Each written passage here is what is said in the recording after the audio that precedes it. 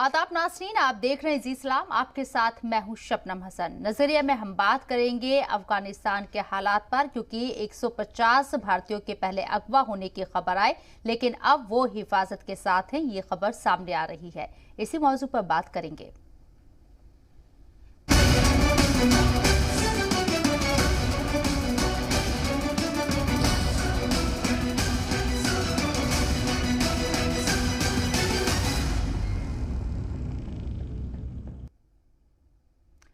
काबुल में हिंदुस्तानी शहरियों की बाहिफाजत वापसी की कोशिशें जारी हैं। जराये के हवाले से खबर है कि सारे हिंदुस्तानी सेफ हैं और हिंदुस्तानी हुकूमत उनके राब्ते में है।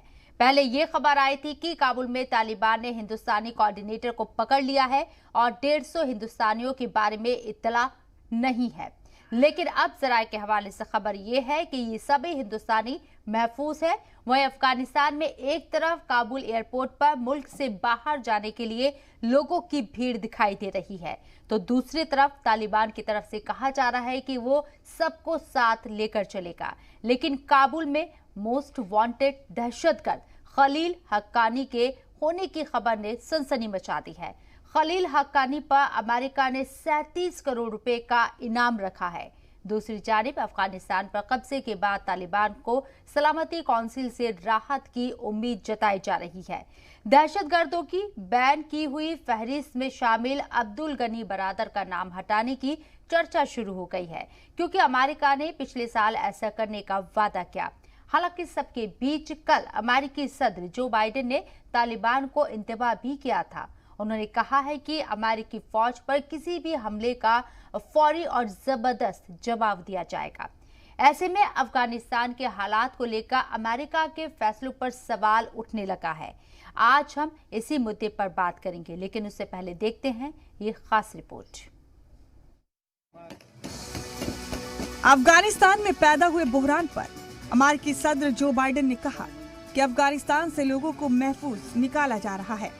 अब तक 18,000 से ज्यादा अमेरिकी लोगों को रेस्क्यू किया जा चुका है। हमने इसके लिए फ्लाइट्स की तादाद भी बढ़ाई है। अमेरिकी सदर के मुताबिक काबुल में 6,000 अमेरिकी फौजी मौजूद हैं। बाइडेन ने ये भी कहा कि हम किसी भी हमले का ताकत के साथ जवाब देंगे। We made clear to the Taliban that any attack on our forces or disruption of our operations at the airport will be met with swift and forceful response. Afghanistan से लोगों को महफूज निकालने के इस मिशन के बारे में सदर बाइडेन ने कहा कि ये मिशन खतरनाक है। इसमें फौज के लिए जोखिम शामिल है और इसे बेहद मुश्किल हालात में ऑपरेट किया जा रहा है। मैं वादा नहीं कर सकता कि आखिरी नतीजा क्या होगा, लेकिन ये नुकसान के जोखिम के बगैर होगा। ब्यूरो रिपोर्ट, जी मीडिया। तो जिस तरीके से बताया जा रहा था कि भारतीय जो सिटीजन हैं, हिंदुस्तानी जो नागरिक हैं, वो अगवा हो गए हैं, ये खबर फैली, लेकिन बाद में खबर जराये के हवाले से निकल कर आए कि सभी लोग बाहिफाजत एयरपोर्ट पहुंच गए हैं, किसी तरह की कोई दिक्कत नहीं हुई है। इसी मौजू पर हम बात करने जा रहे हैं। जो खास मेहमान मेरे साथ इस चर्चा में जुड़ रहे हैं, उनका तारुफ मैं आपसे कराना चाहूंगी। संत पाल राघव साहब है, डिफेंस एक्सपर्ट हैं। प्रोफेसर विवेक सिंह है, पॉलिटिकल एनालिस्ट हैं। और सैयद जवाद साहब हमारे साथ, सोशल एक्टिविस्ट है। आप तीनों का खैर मकदम है जी इस्लाम पर। संतपाल राघव साहब, 150 भारतीयों के अगवा होने की पहले खबर आई, लेकिन बाद में खबर आई कि वो बाहिफाजत नहीं, किसी तरह का कोई उन्हें खतरा नहीं है। एयरपोर्ट नहीं पहुंचते हैं 150 भारतीय। क्या कहा जाए, कोई नुकसान तालिबान ने उन्हें नहीं पहुंचाया है, लेकिन क्या इसे तालिबान का थ्रेट समझा जाए? जी देखिए, जो अभी स्थिति वहां पे बनी हुई है, आप देखिए कि जो एयरपोर्ट के अंदर है वो तो अमेरिका का पूरा कोऑर्डिनेशन है, कंट्रोल है, डिप्लॉयमेंट है। वो एयरपोर्ट के इनसाइड सिक्योरिटी बहुत टाइट है और स्थिति कंट्रोल में है। लेकिन आज आप बाहर देखिए, एयरपोर्ट के बाहर, और वहां की स्थिति तालिबान के नियंत्रण में है और उन्होंने फायरिंग भी की है। उस स्थिति को कंट्रोल में लाने के लिए तालिबान ने फायरिंग किया है। और जैसा आपको मालूम है, हक्कानी जो आ गया है, खलील हक्कानी जो सुरक्षा का इंचार्ज है, वो आईएसआई के साथ है और अलकायदा, और जिसके ऊपर अमेरिका ने 37 करोड़ का जो है इनाम रखा था, तो वो जो सोसाइटी जो है, आप ये देखिए कि एक स्थिति बड़ी भयानक है वहां पे, और ये बड़ी विडंबना है, पूरा यूएन अभी तक एक्शन में नहीं आया है। और जो वर्ल्ड की जो सुपर पावर है, सुपर पावर का जो अमेरिका है, उसने जो अपना इंटरेस्ट दिखाया है, जो बाइडेन साहब ने जो एड्रेस किया है वर्ल्ड को अमेरिका से, आप अगर देखें, सिर्फ उन्होंने एक लिमिटेड इसको ये कहा है, उन्होंने कहा है जब तक हम अमेरिकन फोर्सेस को जब ही निकालेंगे जब हम इनको ऑपरेशन को, जो हमारे अमेरिकी नागरिक हैं या दूसरे लोग हैं, जब उनको हम कंप्लीट सिक्योरिटी देंगे जब ही हम वहां से निकलेंगे। लेकिन उनको यह कहना चाहिए था और वर्ल्ड को एक्शन में लाना चाहिए था, जो वर्ल्ड के रिस्पॉन्सिबल कंट्री है, जो यूएन सिक्योरिटी को, कि हम वहां पे शांति का एस्टेब्लिश करके वहां से निकलेंगे, नंबर 1। नंबर 2, जो अफगानिस्तान के अंदर जो सारे जो ग्रुप है, जो एक्टिंग प्रेसिडेंट बोल रहे हैं, जो पंचशील जो घाटी के लोग हैं जी, वो भी अच्छी फाइट देंगे तालिबान को। और नंबर 3, जो लेडीज जो है, महिला जो आई है, उन्होंने जो हिम्मत दिखाया, मैं उनको सैल्यूट करता हूं आपके चैनल के माध्यम से, जो उन्होंने हिम्मत और बुलंद आवाज दी है, वो भी एक तालिबान को थ्रेट है। तो तालिबान को जो सबसे बड़ा जो फायदा हो रहा है, जो आप ये देखें कि सारी जो लेटेस्ट वेपनरी है, वो आज जो अमेरिका ने उनको दी थी, वो उनके कब्जे में है। आप ये देखें, हेलीकॉप्टर्स है, एयरक्राफ्ट है, टैंक्स है, राइफल्स है, नाइट विजन डिवाइसेस है, और जितने भी ड्रोन्स है जी, उनके पास में आज वेपनरी लेटेस्ट है।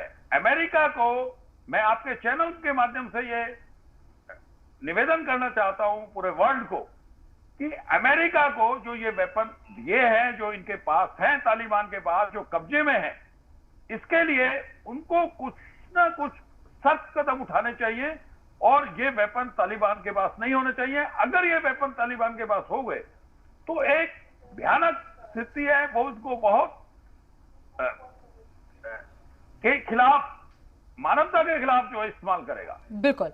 और ये 20 साल पहले वाला तालिबान नहीं है, आधुनिक ये तालिबान है, हथियारों से लैस हो चुका है। आधुनिक में इसलिए कह रही हूँ कि किसके पास आधुनिक हथियार मौजूद हैं तालिबान के पास, इसलिए से हल्के में कतई नहीं लिया जा सकता, और इसे तालिबान और अफगानिस्तान का मामला कहकर दूसरे ममालिक जो हैं और सुपर पावर खासकर अमेरिका अपना पल्ला नहीं झाड़ सकता है।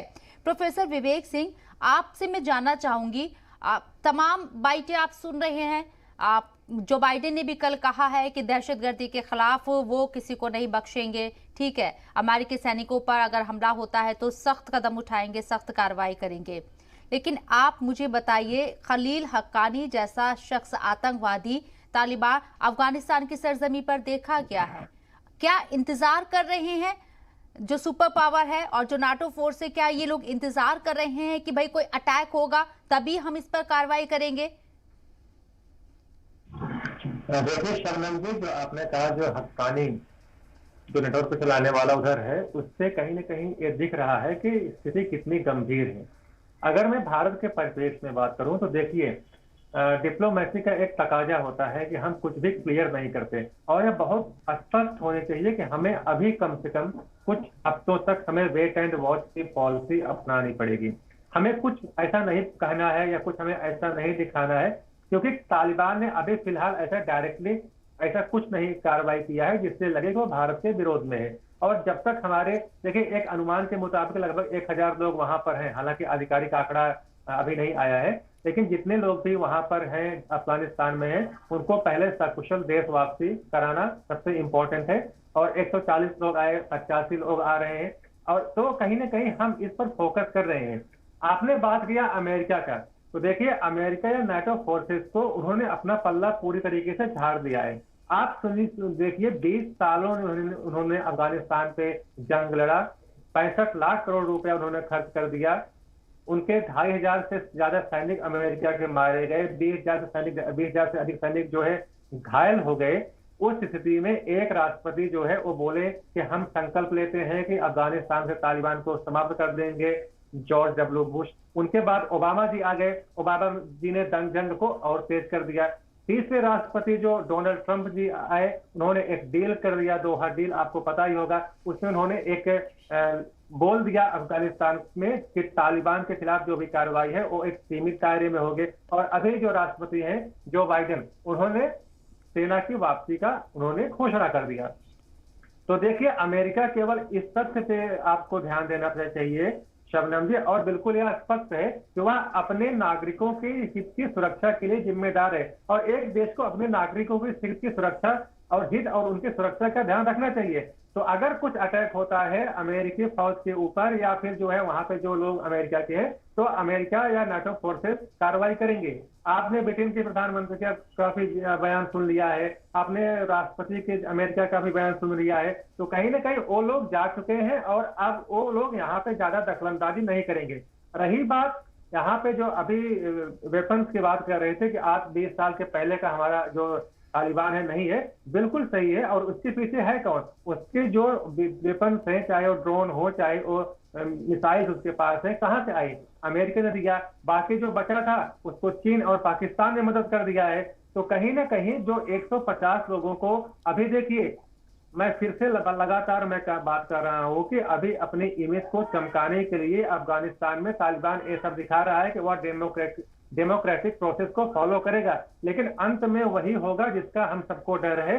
तालिबान एक आतंकवादी संगठन है, वह आतंकवाद का रास्ता बिल्कुल नहीं छोड़ेगा, और वहां पे हम किसी भी सूरत हाल में हम कुछ अच्छा वहां नहीं देख सकते, ना हमें सोचना चाहिए। अब 150 लोगों का, शबनम जी मैं 1 मिनट और लूंगा, 150 लोगों को उसमें अगवा कर दिया।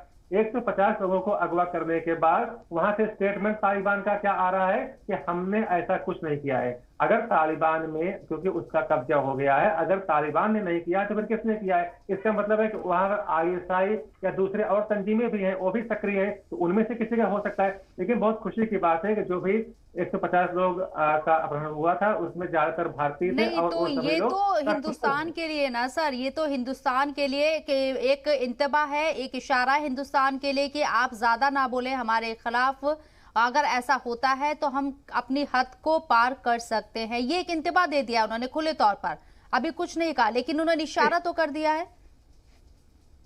शबनम जी, आपको याद होगा कुछ दशक पहले की ये बात थी, ऐसा ही सेम हादसा हुआ था और कुछ 200 लोगों को ले जाके अपहरण हुआ था विमान में, और हमको कितने टेररिस्ट को ले जाके वहां पे छोड़ना पड़ा था। तो आशंका ऐसी कुछ लग रही थी, लेकिन बहुत खुशी की बात है कि सब कुछ ठीक है, सब सुरक्षित है। लेकिन चिंता की भी बात है। चिंता की बात यह है कि यह तालिबान का चेहरा है जो कि कहीं ना कहीं हमको दिख रहा है। अब भारत सरकार को सबसे पहले यही चाहिए कि जितनी जल्दी हो सके वहां पर जो भी भारत के लोग हैं उनको सकुशल देश में वापस लाया जाए, और उसके बाद फिर जो हमारे डिप्लोमेसी का जो काम है वो किया जाना चाहिए।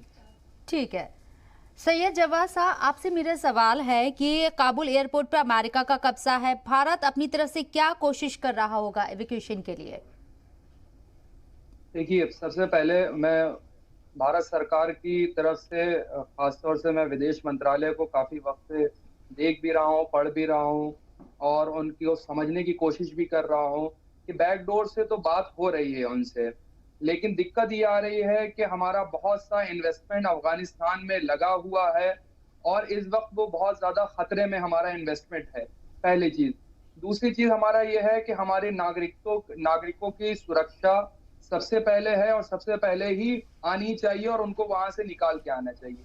तीसरी चीज मैं कह रहा हूँ कि एक देखिए, जिस तरीके से नैरेटिव पूरे हिंदुस्तान में चल रहा है उस नैरेटिव से हमको बचने की जरूरत है, क्योंकि बलूचिस्तान के मुद्दे पे जहां हम पाकिस्तान को घेरते थे, ये जो नैरेटिव हिंदुस्तान में चल रहा है उस पे हम आज की डेट में चीन पाकिस्तान जो है वो एडवांटेज बढ़ा रहा है अपनी।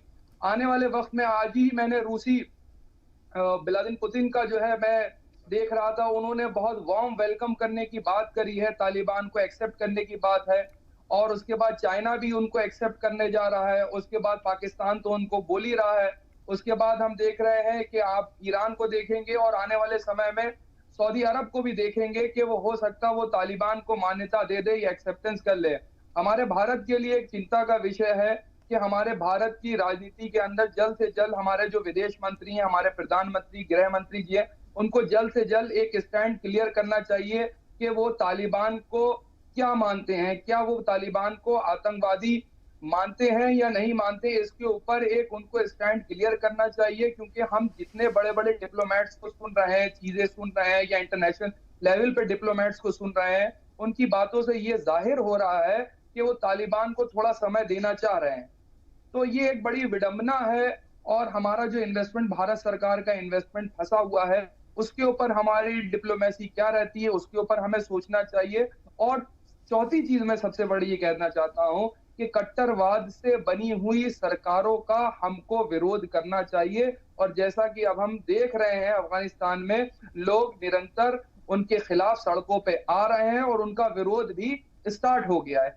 तो ये मेरा एक स्टैंड है और सजेशन है भारत सरकार को कि भारत सरकार जल्द से जल्द अपने लोगों को लेकर के आए और अपना एक स्टैंड बिल्कुल स्पष्ट क्लियर करे कि भारत सरकार उनके बारे में क्या सोचती है, यहाँ की जनता को बताए कि भाई मेरा ये स्टैंड है। जवाद साहब ने ये एकदम वाजिब सवाल उठाया है। संत पॉल राघव साहब, जवाद साहब कह रहे हैं कि हिंदुस्तान को अपना एक स्टैंड क्लियर करना होगा कि तालिबान को किस नजरिए से देखता है, जैसे कि तमाम ममालिक उसकी हिमायत में सामने आ रही हैं, चाहे बात चाइना की करें या पाकिस्तान की करें या रूस की करें, और अमेरिका का भी नतमस्तक हो गया एक तरीके से। आप कह सकते हैं अमेरिका को कि जिस तरीके से उसने तालिबान को मौका दिया ना, तो एक तरीके से आप उसकी हिमायत ही कर रहे हैं।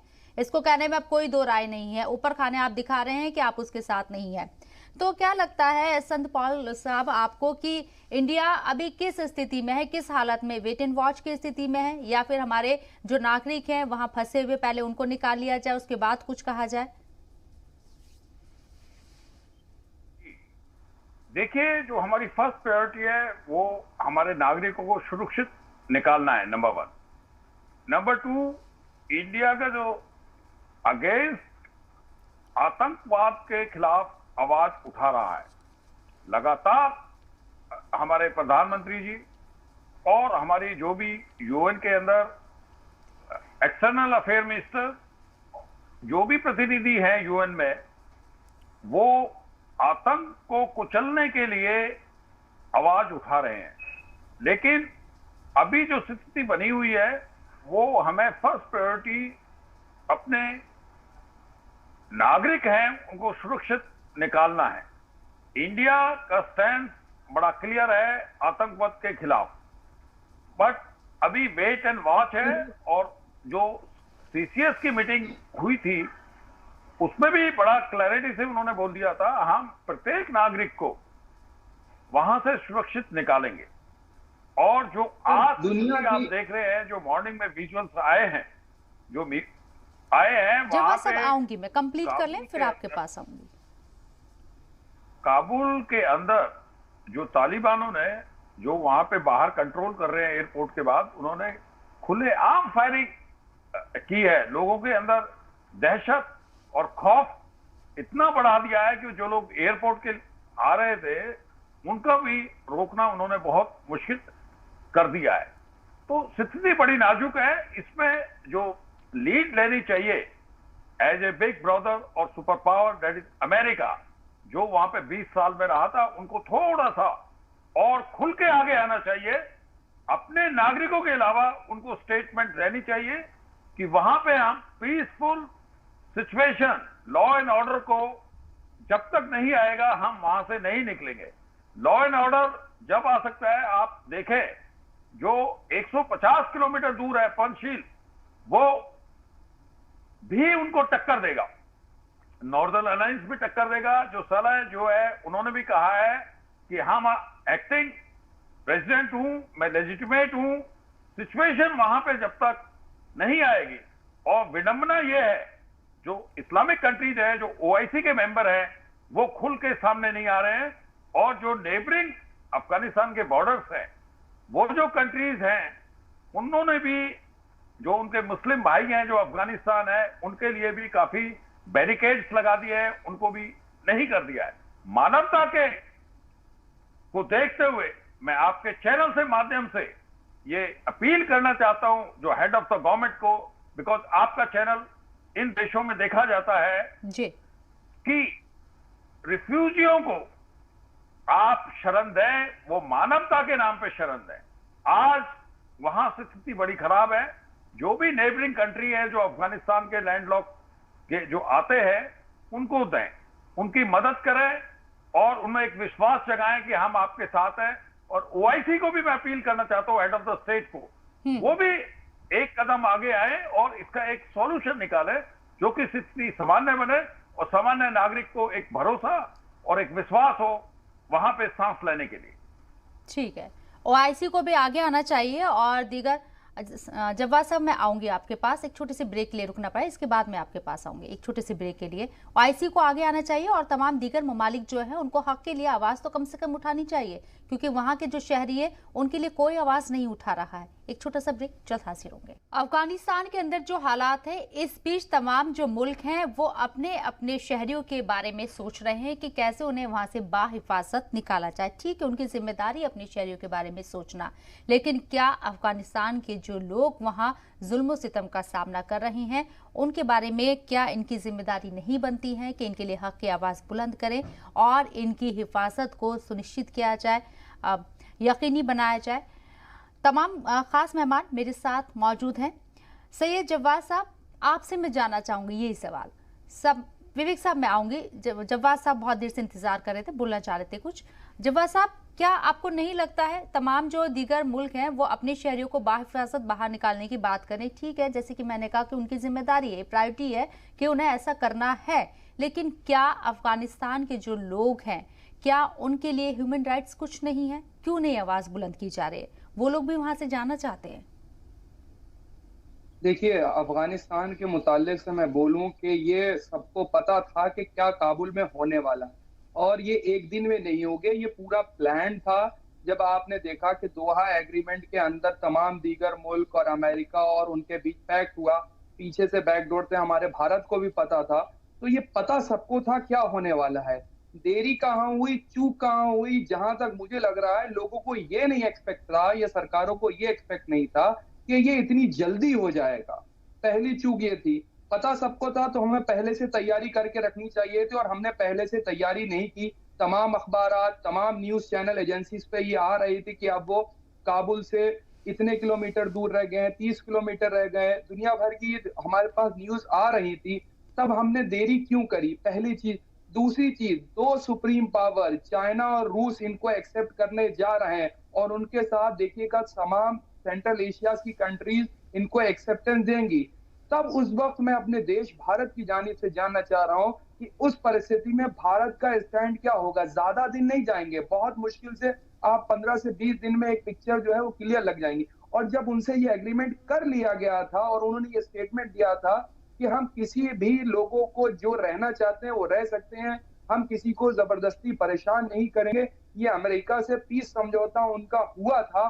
तो इस मामले में हमारे यहाँ की जो सरकारें हैं उन्होंने हमको क्यों स्पष्ट ये नहीं बताया कि तालिबान के मुतालिक से हमारा स्टैंड क्या होगा? तो ये मेरा बहुत कीमती सवाल है। और इसके बाद आने वाले समय में तालिबान आज का नहीं है, सबको पता है कि तालिबान की रूपरेखा क्या है। अगर हम इससे अनजान बने रहेंगे तो ये हमारी बदअक्ली होगी कि हमको सब कुछ जानने के बाद हम ये सोच रहे हैं कि तालिबान जो है अलग तरीके से मूव ऑन करेगा। तो इसमें हमारी सरकारों को स्पष्ट करना चाहिए, क्लियर करना चाहिए कि क्या हमारी भूमिका रहेगी। लेकिन अभी तक कोई भी फ्रंट पे आकर के जवाब देने को तैयार नहीं है। सवाल ये है और कुछ भी नहीं। प्रोफेसर विवेक सिंह, क्या कहेंगे आप? देखिए शबनम जी, अभी 3 बड़े बड़े मुद्दों के बारे में इधर बात हुई, 3 अलग अलग कैटेगरीज के बारे में। पहली तो जो बात हुई थी शरण देने की, देखिए भारत हर समय लोगों को शरण देता आया है और शरणार्थियों की रक्षा किया है, और इस बार भी भारत पीछे नहीं हटेगा। भारत का जो दायित्व है भारत उसका निर्वहन करेगा। रही बात आतंकवाद को लेकर, तो दुनिया को, पूरे दुनिया को पता है सबसे ज्यादा अगर आतंकवाद से पीड़ित रहा कोई देश है तो भारत रहा है। तो हमारी आतंकवाद को लेकर क्या नीति है यह बताने की आवश्यकता नहीं है, और तालिबान को लेकर क्या नीति होगी यह बताने की आवश्यकता नहीं है, दुनिया को ऑलरेडी पता है। एक बात हो रही थी इन्वेस्टमेंट की। तो देखिए, अगर आप जाइए और पूछिए पूरी दुनिया के मुल्कों से, तो सबसे ज्यादा भारत और भारतीयों को अगर चाहने वाले लोग हैं तो अफगानिस्तान के लोग हैं। सबसे ज्यादा सम्मान करते हैं भारत और भारतीयों का। तो वहां पर हमने इन्वेस्टमेंट नहीं किया था, हमने अफगानिस्तान को बढ़ाने के लिए अपना जो है पैसा लगाया था और अफगानिस्तान के ग्रोथ का हम हिस्सेदार बनना चाहते थे। इसलिए तो देखिए, जो 400 प्रोजेक्ट में इन्वेस्टमेंट भारत की तरफ से 23,000 करोड़ का किया गया है, उसमें फिलहाल तो ऐसा कोई खतरा नहीं है, क्योंकि अफगानिस्तान जो तालिबान वहां पे आया है उसका भी कहना है कि भारत को जल्द से जल्द ये जो उनके प्रोजेक्ट है उसको पूरा करना चाहिए। तो ऐसा तो कुछ होने वाला नहीं है फिलहाल, मुझे तो ऐसा कुछ नहीं दिख रहा है। दूसरी बात, एक बात तो है, इंटरनेशनल ट्रेड पे अभी हाल में ही रोक लगा दिया गया है। तो हमारा जो 11-12 हजार करोड़ का जो ट्रेड होता था हर साल का अफगानिस्तान के साथ, कहीं ना कहीं वो भी प्रभावित होगा। ये तो एक पहलू रहा। दूसरा, जहां तक बात इंटरनेशनल रिलेशन की बात हो रही थी, तो देखिए, अमेरिका को हमने पहले बताया कि वहां पे आया 20 साल परेशान हुआ, 20 साल लड़ाई लड़ा और इतना पैसा 65 लाख करोड़ रुपए उसने खर्च किया, उसके बाद उसको जाना पड़ा। तो अमेरिका तो अब आने वाला नहीं है। ब्रिटेन भी कहीं ना कहीं तालिबान को समर्थन दे रहा है। रशिया के अपने वेस्टेड इंटरेस्ट है, उसके वजह से रशिया भी हो सकता है उसको एक्सेप्ट करे। और रशिया भी बिल्कुल, रशिया के एम्बेसडर ने भी हाल में ही उसको कहा है कि तालिबान का जो शासन है वो अच्छा रहा है फिलहाल, जो कुछ दिनों का रहा है। तो रशिया का रुख भी स्पष्ट है कि वह उसकी क्या भूमिका होगी। रही बात चाइना और पाकिस्तान को, तो पूरे दुनिया को पता है कि तालिबान को आगे करने में, बढ़ाने में, उसको पोषक करने में इन लोगों का हाथ है।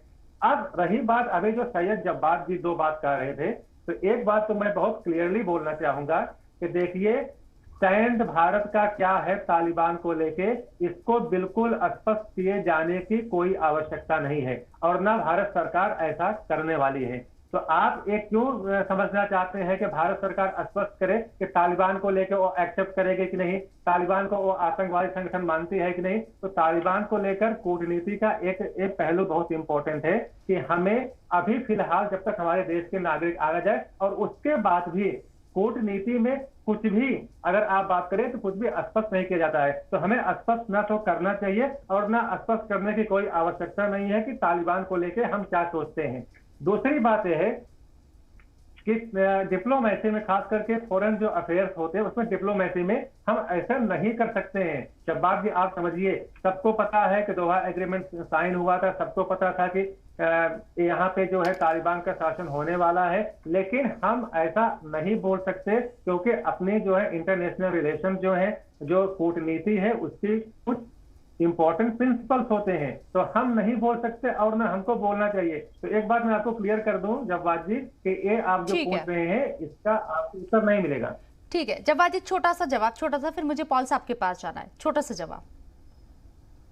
सर, ये तो हमसे चूक कहाँ हो गई, हमने देरी क्यों कर दी जब हमें ये पता था कि वहां पर क्या परिस्थितियां बनने वाली हैं। उससे पहले हमने अपने नागरिकों को वहां से निकाल क्यों नहीं लिया।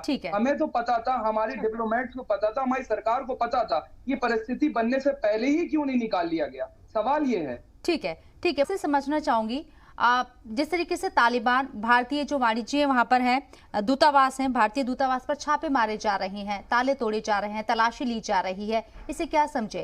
तालिबान और ISI तो मिलकर ये कर रहा है, कैसे समझे इसे हम? जी, तालिबान को जो सपोर्ट है वो पाकिस्तान आर्मी का है, ISI का है, IS का है और विश्व के और दूसरे भी टेररिस्ट ऑर्गेनाइजेशन है, उनका भी इनडायरेक्ट सपोर्ट है। आप ये देखें कि जो भी एक्टिविटी हो रही है वहां पे, उनके बड़ा एक सिस्टम है, सिस्टम के हिसाब से है और वो अभी अपनी जो नीति है वो पूर्ण रूप से नहीं लाए हैं।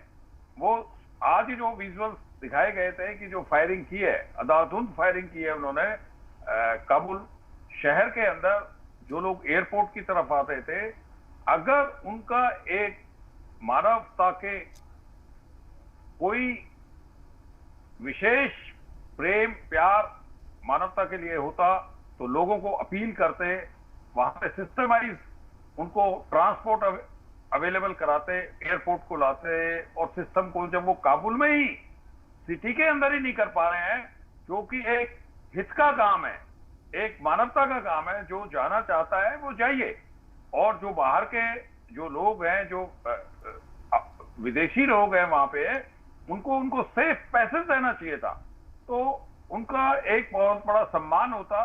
लेकिन वो तो बिल्कुल ही आतंक जैसी कार्रवाई जो कर रहे हैं वो अपने देश। लेकिन पॉल साहब, तालिबान को भी तो ये लग रहा है ना कि भाई अगर सभी लोग चले जाएंगे, क्योंकि अफगानिस्तान के जो लोग हैं वो 20 साल पहले तालिबान को देख चुके हैं, वो यकीन नहीं कर पा रहे, और तालिबान जो है कोई लोकतंत्र प्रक्रिया के तहत नहीं आया, वहां बंदूक की नोक पर काबिज हुआ है अफगानिस्तान के अंदर, तो लोग वहां से जाना चाहते हैं लेकिन तालिबान रोक रहा है। अगर लोग ही वहां से चले जाएंगे तो शासन किस पर करेगा तालिबान?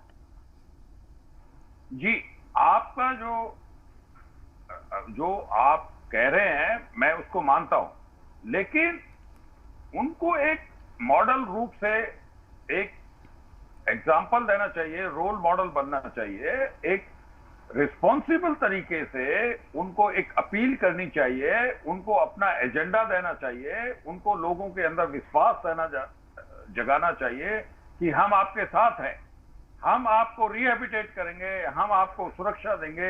एक गवर्नमेंट की मॉरल रिस्पॉन्सिबिलिटी और लेजिटिमेट रिस्पॉन्सिबिलिटी होती है, जो भी शासक होता है, कि पब्लिक को सबसे पहले शांति स्थापना करना, उसके बाद आर्थिक और विकास होता है। बिल्कुल, लेकिन तालिबान ऐसा करने में नाकाम होता नजर आ रहा है, क्योंकि उसने कहा तो था कि सबको बराबर के हकायक यहाँ पर दिए जाएंगे, उनके हकायक का ख्याल रखा जाएगा, सबको आज़ादी दी जाएगी, शरीयत के हिसाब से खवातीन जो है काम भी कर पाएंगी। लेकिन जवाद साहब, आपने देखा टोलो न्यूज की जो एंकर थी जिसके साथ तालिबान ने बैठकर इंटरव्यू किया था, लेकिन बाद में उसी एंकर को हटा दिया गया, तो कैसे यकीन कर ले?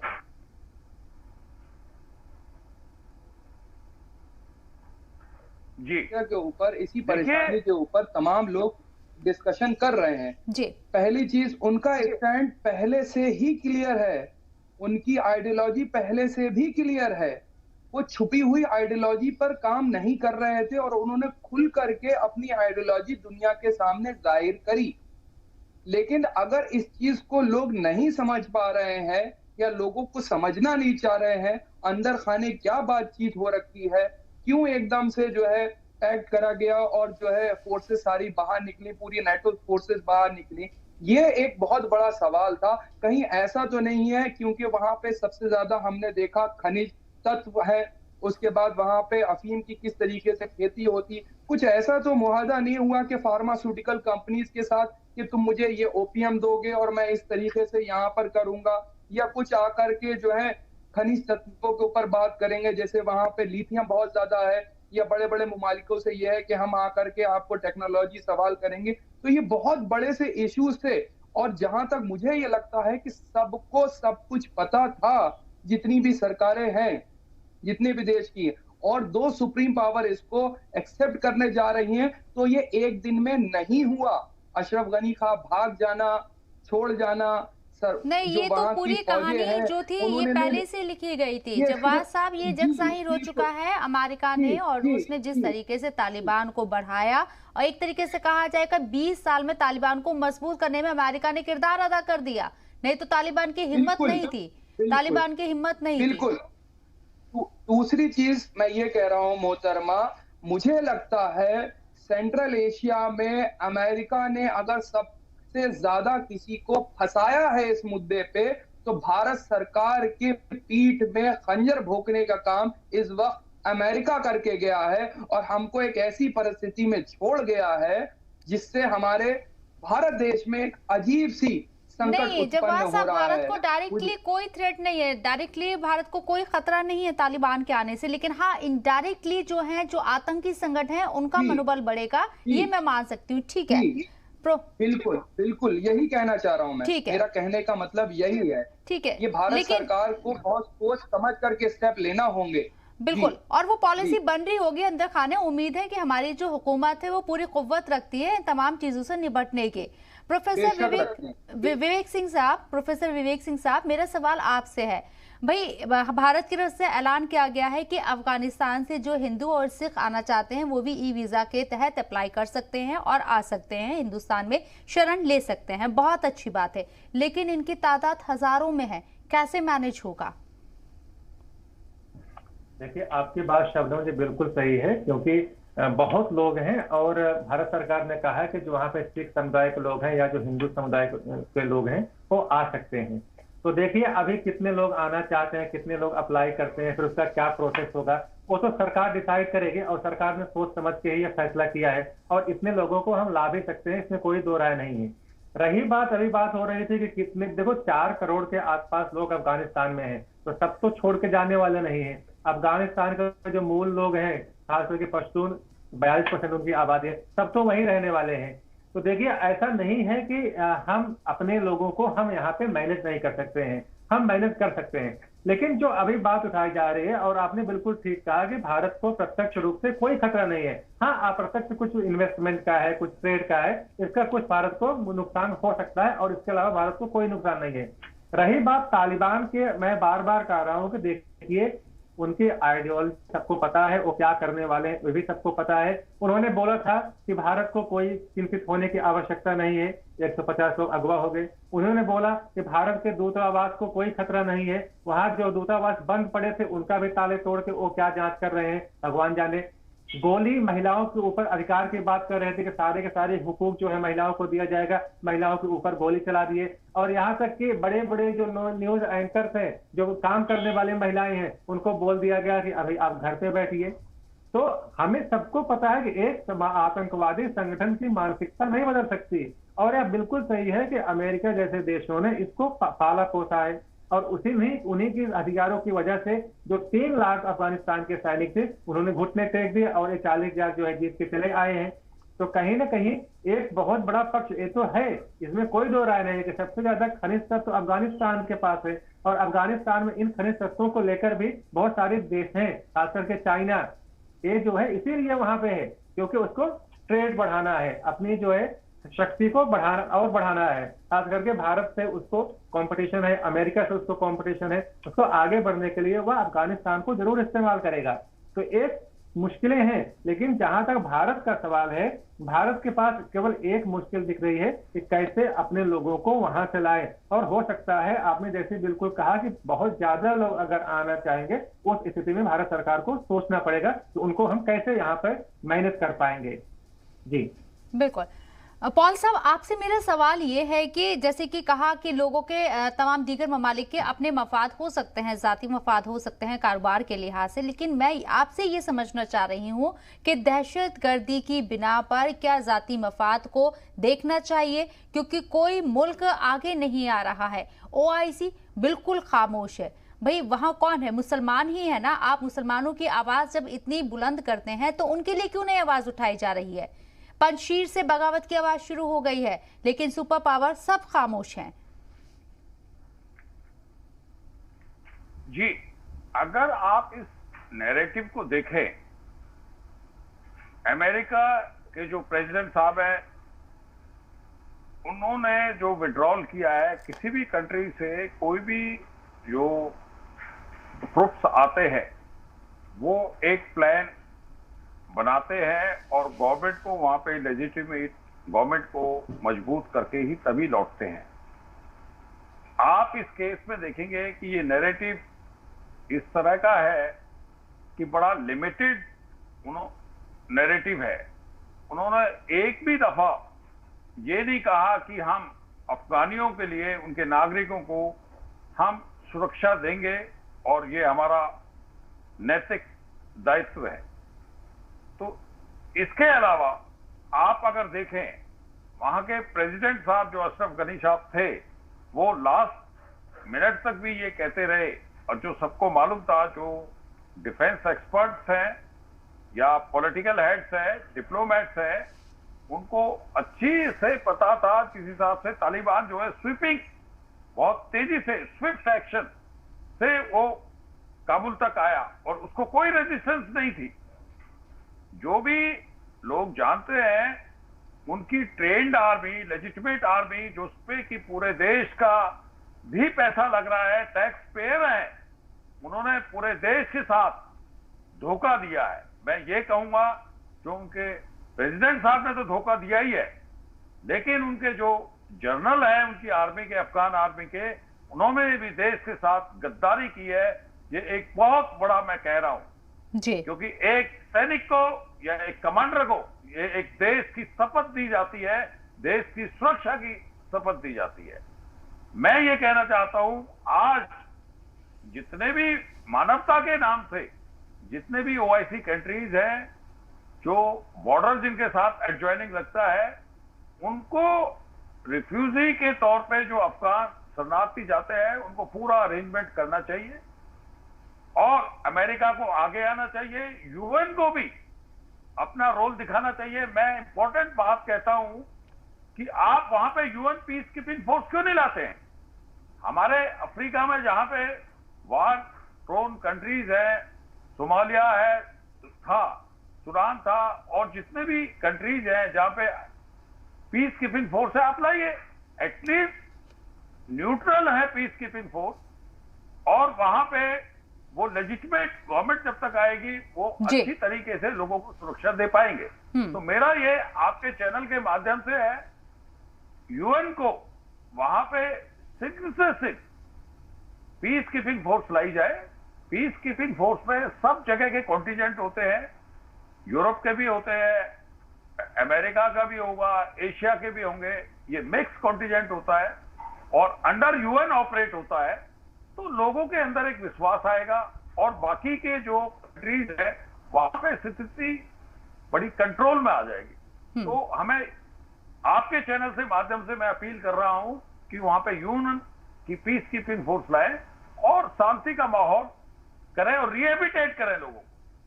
नहीं तो आप ये देखो जिस हिसाब से आज वहां पे वातावरण है, स्थिति है, वहां आप देखिए कोई लॉ एंड ऑर्डर एजेंसी नहीं है, नहीं है, बिल्कुल नजर नहीं आ रहा है। लोग डर के मारे, काबुल का तो ये हाल है कि लोग डर के मारे बाहर नहीं निकलना चाह रहे हैं, घर में कैद होना अपने आप को ज्यादा वो सही समझ रहे हैं।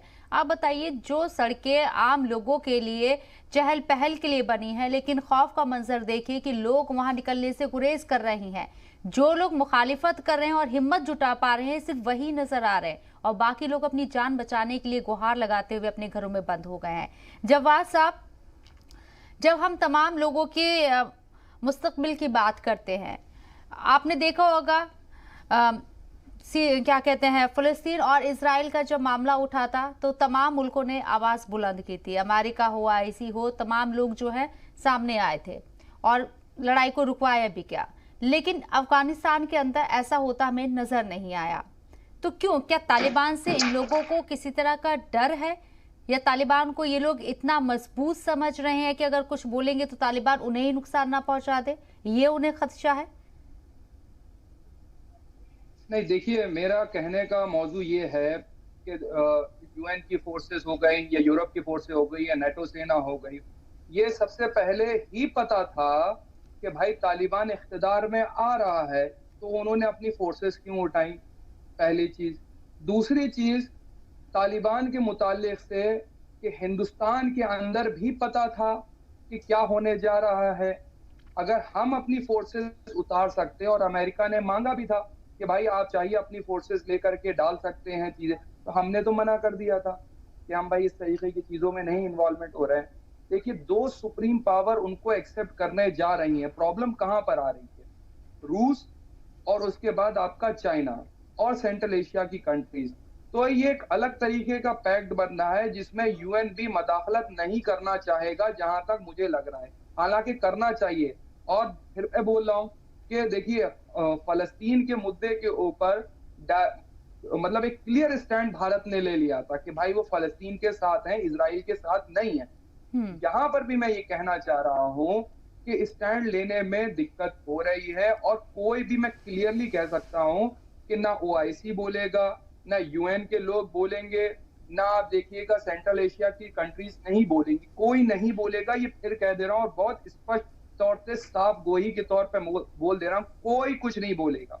जो बोलेंगे वहां अफगान की, जो अफगानिस्तान में नहीं, जवाद साहब, इंटरनेशनल मंच पर तो हिंदुस्तान तालिबान का विरोध कर ही रहा है ना। सोमनाथ की तकरीब में आपने देखा वजीर आजम नरेंद्र मोदी ने साफ इंतबा दे दिया, वो इशारों में तालिबान को ही इंतबा था।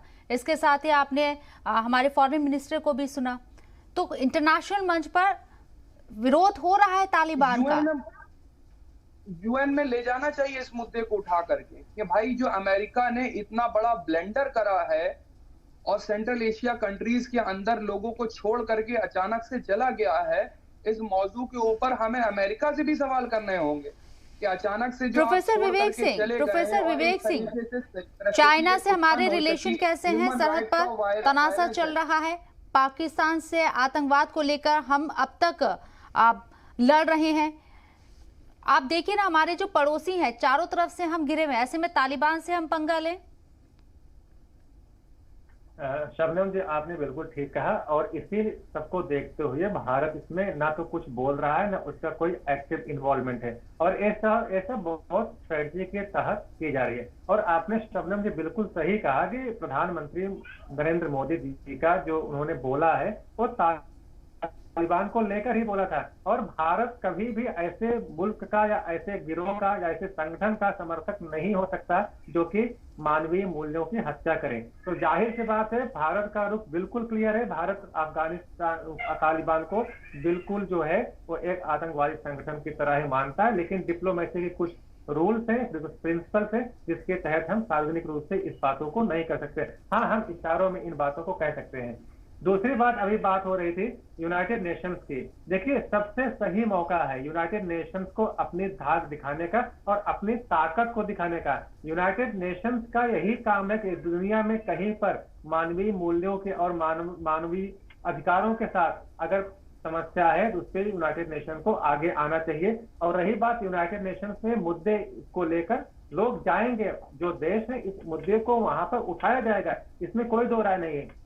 रही बात जो अफगान लोग हैं, सबसे इंपॉर्टेंट यही, लोग कहीं के भी हो, मानवीय मूल्य बचने चाहिए, मानव के अधिकार बचने चाहिए। जो अफगान के जो लोग हैं, अफगानिस्तान के जो लोग हैं, जो अफगानी लोग हैं, उन पर किसी तरीके का अत्याचार ना हो, ऐसी हम सब कामना करते हैं। देखिए, 20 साल के मंजर को हालांकि हम भूल नहीं सकते, और शबनम जी बिल्कुल आपने ठीक कहा, और मैं भी पढ़ रहा हूँ इंटरनेट पे अलग अलग चीजें कि कैसे 10 15 दिन से महिलाएं घर से बाहर नहीं निकल रही है। उनको उनके जो रूम्स है उनको सबसे अंत में रखा गया है, क्योंकि डर है कि कहीं तालिबान के लोग आके कुछ न करें। और मैं एक मंजर बता रहा हूँ आपको शबनम जी, तो वहां पे कैसे छोटे छोटे मासूम बच्चों को अमेरिकी फौज के लोगों को दिया जा रहा है। हालांकि माएँ उनको कभी देख नहीं पाएंगी, लेकिन उनको पता है कि अगर हम इनको दे देंगे तो हमारे बच्चे सुरक्षित हो जाएंगे। तो डर का माहौल है, आतंक का माहौल तो वहां पर है, लेकिन हमें पूरे दुनिया को, यूनाइटेड नेशंस को यह आश्वस्त करना चाहिए, और अगर ऐसा कुछ इसके खिलाफ होता है तो लेना चाहिए, ताकि महिलाओं का सम्मान बचा रहे, मानवीय मूल्यों वो सम्मान तो दूर की बात है, वहां जिंदगी की जद्दोजहद है अफगानिस्तान के अंदर के इंसान वह जिंदा रह ले, सुकून से रह ले, उसके लिए वो बहुत बड़ी उपलब्धि हो जाएगी तालिबान के आने के बाद। बहरहाल, आप तीनों मेहमानों का हमारे साथ इस चर्चा में शामिल होने के लिए बहुत बहुत शुक्रिया, अपना कीमती वक्त देने के लिए। लेकिन सवाल यही है कि जिस तरीके से तालिबान ने जो हरकत की है, 150 भारतीयों को पहले अगवा कर लिया गया, लेकिन मैं बार बार कहूंगी नुकसान नहीं पहुंचाया गया है, वो लोग बाहिफाजत हैं, किसी तरह की कोई धमकी भी नहीं दी गई है। लेकिन ये एक इंतबा तालिबान के जरिए भारत को देने की जरूर कोशिश हुई है, क्योंकि इंटरनेशनल मंच पर भारत तालिबान का विरोध कर रहा है।